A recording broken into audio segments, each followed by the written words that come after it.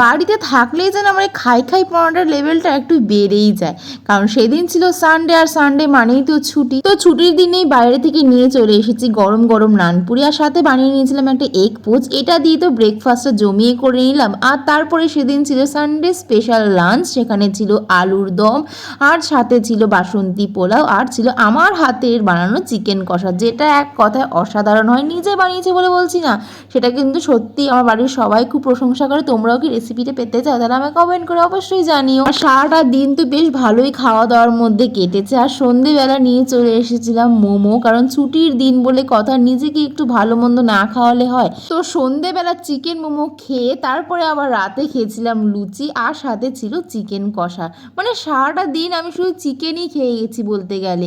তোমাদের আজকে ভিডিওটা কেমন লাগলো অবশ্যই কিন্তু কমেন্ট করে জানিও। আর এরকম what are it in a day video দেখতে তোমরা পছন্দ করছো কিনা সেটাও আমাকে জানিও, তাহলে আমি ডেলি ভিডিও দেওয়ার চেষ্টা করব।